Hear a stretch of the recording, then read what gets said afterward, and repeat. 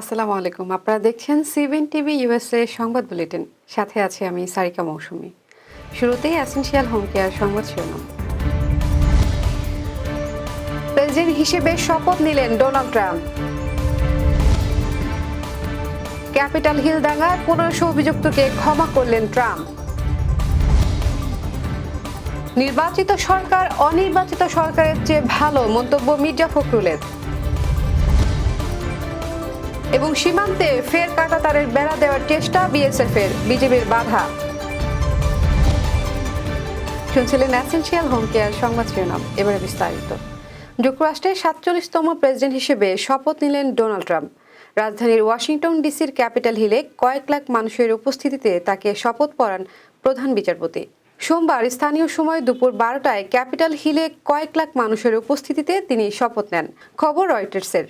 শপথ গ্রহণের পর রীতি অনুসারে জাতির উদ্দেশ্যে অভিষেক বক্তব্য রাখেন নতুন প্রেসিডেন্ট ডোনাল্ড ট্রাম্প। বলেন, এই মুহূর্ত থেকে শুরু হলো যুক্তরাষ্ট্রের স্বর্ণযুগ। আজকের পর থেকে আমাদের দেশ তার সম্মান ফেরত পাবে, আবারও ধাবিত হবে উন্নতির দিকে। সবাই যুক্তরাষ্ট্রকে ঈর্ষা করবে, কিন্তু কাউকে যুক্তরাষ্ট্রের কোনো সুযোগ নিতে দেওয়া হবে না।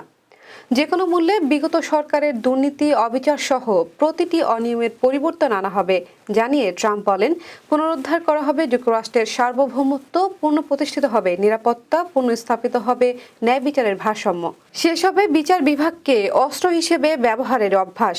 নতুন প্রশাসনের প্রধান মনোযোগ একটি গর্বিত, সমৃদ্ধ এবং স্থানীয় জাতি গড়ে তোলা। আমেরিকা খুব শিগগিরই আরও মহান, আরও শক্তিশালী এবং অতীতের যে কোনো সময়ের চেয়ে অনেক বেশি অসাধারণ হয়ে উঠবে। দক্ষিণ সীমান্তে জরুরি অবস্থা ঘোষণা করা হবে জানিয়ে তিনি আরও বলেন, আমি সাউদার্ন বর্ডারে জরুরি অবস্থা ঘোষণার সিদ্ধান্ত নিয়েছি। সীমান্ত পার হয়ে যারাই যুক্তরাষ্ট্রে প্রবেশ করবে তাদেরকেই গ্রেপ্তার করা হবে এবং সঙ্গে সঙ্গে ফেরত পাঠানো হবে নিজ দেশে। মাফিয়া গোষ্ঠীগুলিকে সন্ত্রাসী হিসেবে আখ্যা দেওয়া হবে। শপথ অনুষ্ঠানে ট্রাম্পকে স্বাগত জানান বিদায়ী প্রেসিডেন্ট জো বাইডেন। অংশ নেন সাবেক প্রেসিডেন্ট বারাক ওবামা এবং বিল ক্লিন্টন। 2021 সালের 6 জানুয়ারির ক্যাপিটাল হিল দাঙ্গায় যুক্ত থাকায় অভিযোগে আটক হওয়া প্রায় 1500 ব্যক্তিকে ক্ষমা করেছেন যুক্তরাষ্ট্রের 47তম প্রেসিডেন্ট ডোনাল্ড ট্রাম্প। শপথ গ্রহণের দিন ডিসি জেলের বাইরে তার সমর্থকরা একত্রিত হয়ে এই সিদ্ধান্তকে উদযাপন করেন। ক্যাপিটাল ওয়ান অ্যারেনায় ভাষণ দেওয়ার সময় ট্রাম্প ঘোষণা করেন, ওভাল অফিসে পৌঁছেই আমি 6 জানুয়ারি ঘটনার জন্য অভিযুক্তদের ক্ষমা করব। আর এই ঘোষণার পর উপস্থিত সমর্থকদের মধ্যে আনন্দের ঢল নামে। একজন সমর্থক উল্লাস করে চিৎকার করেন, ফ্রিডম। ট্রাম্প অভিযুক্তদের রাজনৈতিক বন্দী বলে আখ্যা দেন এবং তাদের মুক্তি দেওয়ার প্রতিশ্রুতি পূরণ করেছেন। তবে এ ক্ষমার আওতা কতদূর বিস্তৃত হবে এবং দোষী সাব্যস্তদের অন্তর্ভুক্ত করবে কিনা তা এখনও অস্পষ্ট। 2021 সালে 6 জানুয়ারি ক্যাপিটাল হিলে ট্রাম্প সমর্থকদের এই হামলায় 5 জন নিহত হন। হামলার ঘটনায় ডেমোক্র্যাটরা ট্রাম্পের বিরুদ্ধে উস্কানি দেওয়ার অভিযোগ তুলে অভিশংসনের উদ্যোগ নেয়। তবে সিনেটে 2/3 ভোট না থাকায় ট্রাম্প শাস্তি থেকে মুক্তি পান। যে কোনো নির্বাচিত সরকারকে অনির্বাচিত সরকারের চেয়ে ভালো বলে মন্তব্য করেছেন বিএনপির মহাসচিব মির্জা ফখরুল ইসলাম আলমগীর। বারবার নির্বাচনের কথা বলার কারণ ব্যাখ্যা করে তিনি বলেন, আমাকে কেউ ভুল বুঝবেন না। অনেকের প্রশ্ন, আপনি এত নির্বাচন করেন কেন? বিশেষত ছাত্ররা তো বলেনি। নির্বাচনের কথা বারবার বলার কারণ একটাই, যে কোনো নির্বাচিত সরকার কিন্তু একটি অনির্বাচিত সরকারের চেয়ে ভালো। মঙ্গলবার দুপুরে জাতীয় প্রেস ক্লাবে জিয়াউর রহমানের 89তম জন্মবার্ষিকী ও জিয়া স্মৃতি পাঠাগারের 12তম প্রতিষ্ঠা বার্ষিকী উপলক্ষে আয়োজিত গ্রন্থ আড্ডায় যোগ দিয়ে প্রধান অতিথির বক্তব্যে তিনি এসব কথা বলেন। মির্জা ফখরুল বলেন, আমি বিশ্বাস করি, আমি জানি না আমার এই বিশ্বাসটা ভুল কি না। নির্বাচিত সরকার হলে আমার এক্সেস থাকে, আমি যেতে পারি, কথা বলতে পারি।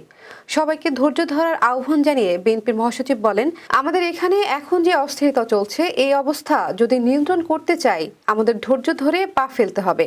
এমন কিছু আমরা করব না নৈরাজ্য সৃষ্টি করে আরও বিপদ যেন আমরা ডেকে না আনি। এই বিষয়গুলো আমাদের মনে রাখতে হবে। মির্জা ফখরুল বলেন, কখনো ধৈর্য হারাবেন না।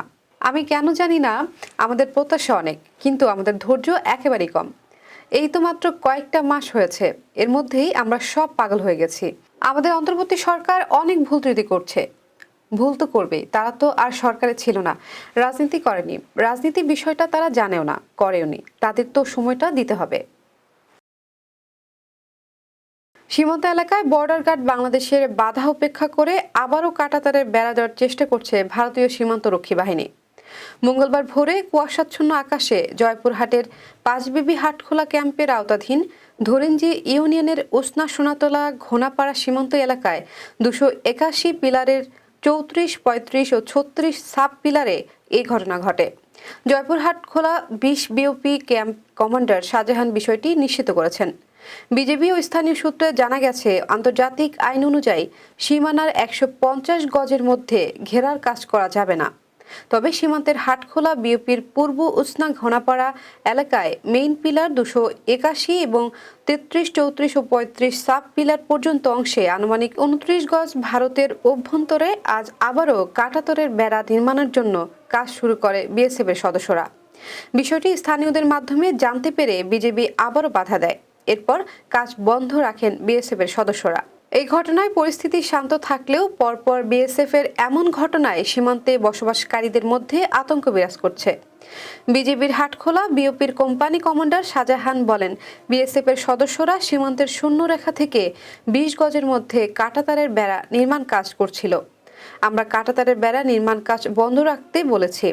বিএসএফ সদস্যরা আর কাজ করেনি। আজ বিকেল 3টায় পতাকা বৈঠকের আহ্বান জানিয়েছি।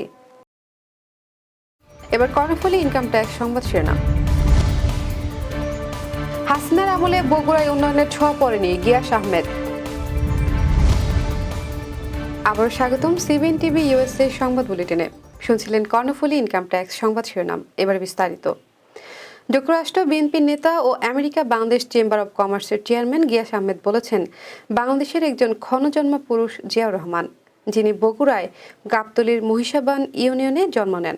আর ক্ষমতাচ্যুত শেখ হাসিনা সরকারের দীর্ঘ 17 বছরে বগুড়া উন্নয়নের কোনো ছোঁয়া পড়েনি। বগুড়াবাসীর বড় দাবি কোনোটি পূরণ হয়নি।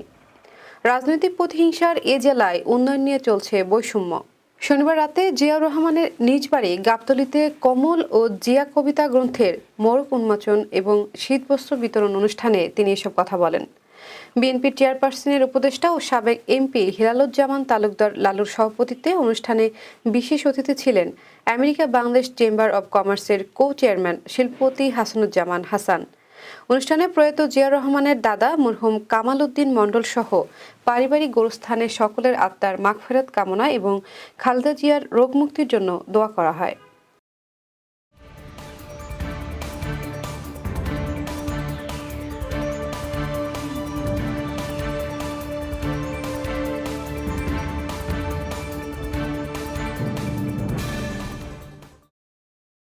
প্রতিদিনের উল্লেখযোগ্য ঘটনা কালক্রমে রূপ নেয় ইতিহাসে।